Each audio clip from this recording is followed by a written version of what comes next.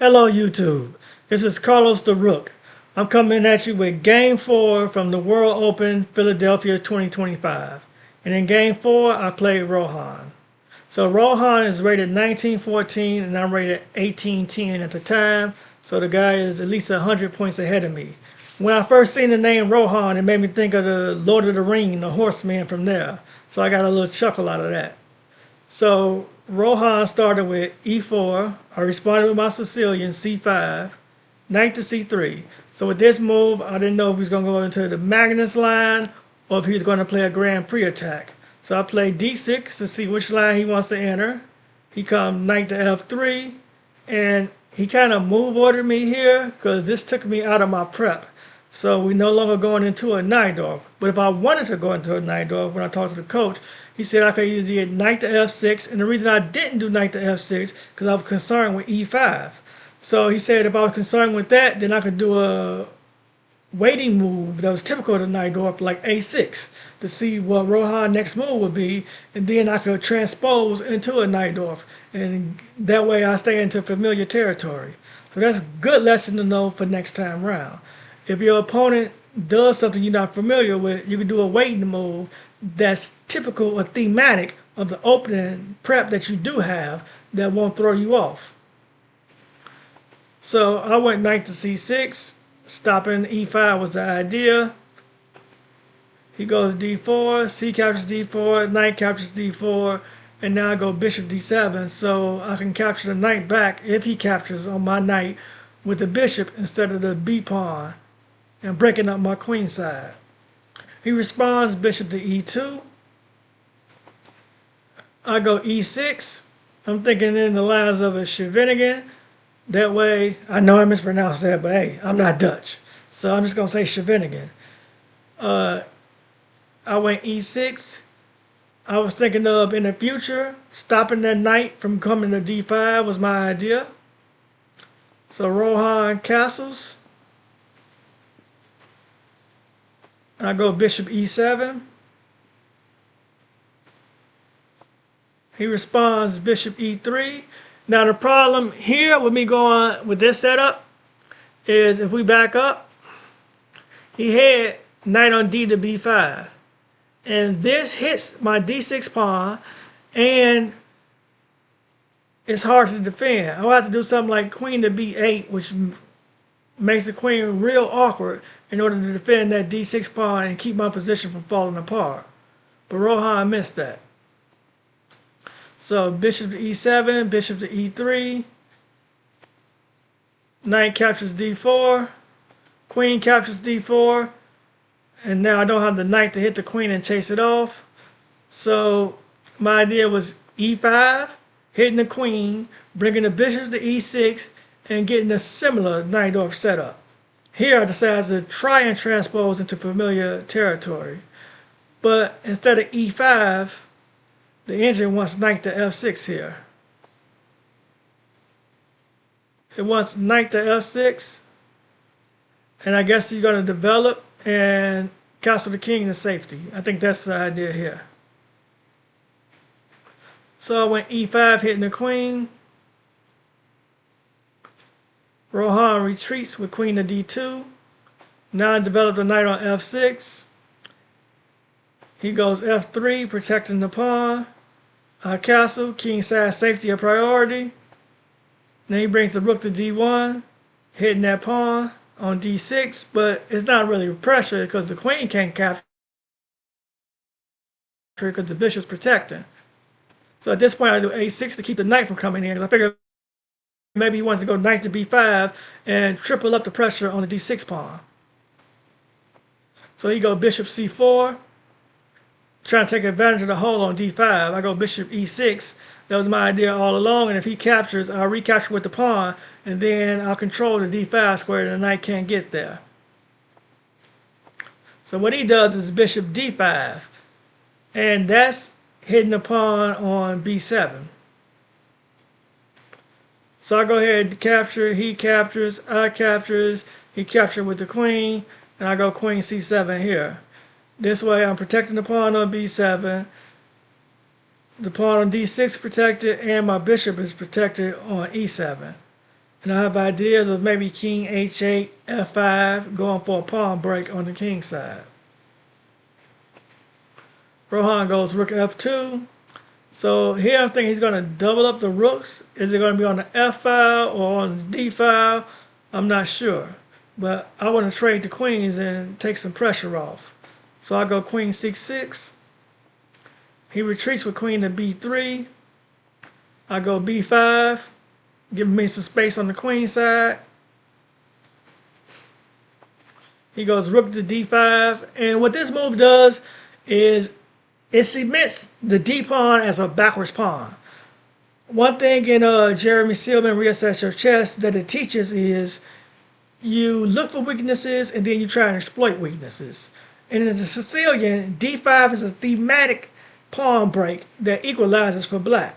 So by Rohan putting his rook here on d5, he stops me from making the d5 pawn push, and he creates a weakness that he can pile in on.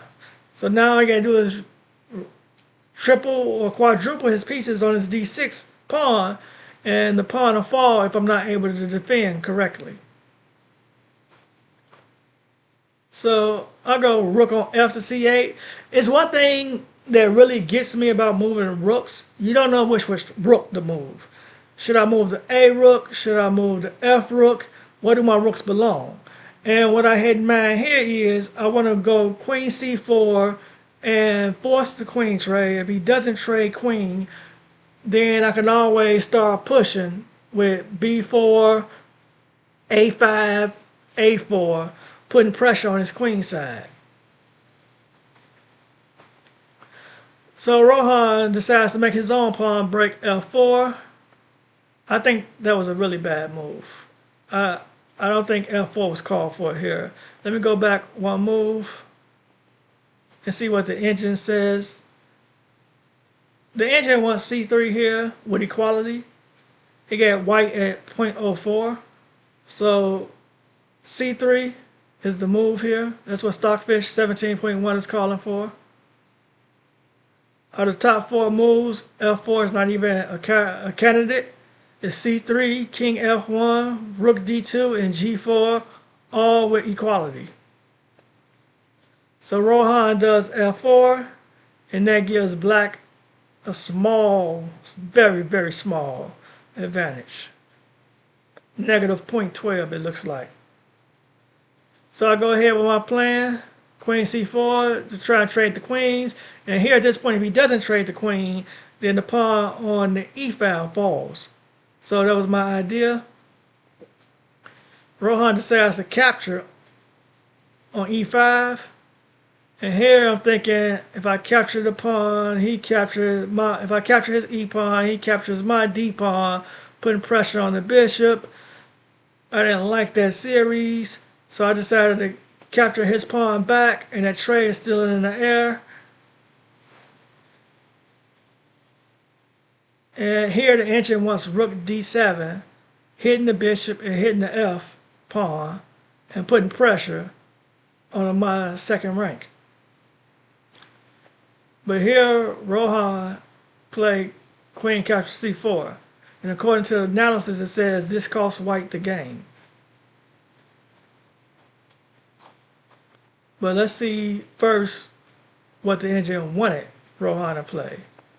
Rook d7, bishop f6, g4, coming to try and dislodge the bishop. Queen captures e4, queen captures f7, king h8, bishop a6. Ooh, that looks nasty. With the idea of removing the defender. That's a lot of, and it says dead equal. And rook g8 is the only move. So it's rook g8, rook captures f6, g captures f6, h3, rook on a to d8, and rook captures d8. That's a lot. Here, let's play it out. Rook to g8, rook captures f6, g captures f6. Was it emoji that captures f6? No, g captures h6. G captures H6, H3,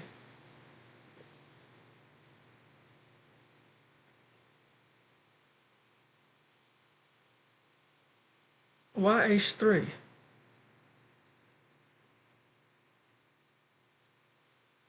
Oh, to protect the pawn. Because then I'm going to be coming in. I'll be coming in with a check. And then the white king is unsafe. So that gives some type of safety for the white king. Okay, that's why H3. And here, rook on A to D8 is the only move. Rook captures D8. Rook captures D8. And then rook retreats back to F1. Queen E3 check. And it says it's even. That'd have been an interesting line to see play out. So queen captures C4, rook captures C4, rook captures E5, bishop to F6. And here with bishop F6, I'm hitting the rook. And the B pawn is also vulnerable. I'm not sure what I thought he was going to play. Maybe rook D5, I was thinking. So he could try and drop down to my second rank. But instead he played rook E5. And I'm like, is he threatening to sacrifice a rook and try and open me up? Like rook captures F6, G captures F6, rook captures F6, and bishop H6. But I feel like I had time to get my rook around and defend before his rook can get some type of checkmate. So I went ahead with my plans on rook captures E4, hitting his bishop. So if he try and sack the rook, I'll take the bishop first. That was my idea. And here, now, like 4 moves prior, I wanted to offer a draw to Rohan because I figured the position was drawish. But because he was 100 points higher than me, I felt it would be disrespectful to offer a draw. I'll wait for him. And so when I played out this line in my head, 3 moves back, I had seen rook captures E4, bishop C1, rook to E1 check, rook to F2. Rook on F2 to F1. Rook captures rook, rook captures rook, and then I felt like it was a dead draw. Let me show it on the board so you see what I was playing out in my head. Bishop C1, rook check, rook blocks, rook check, rook here. And I felt like it was a drawn position. But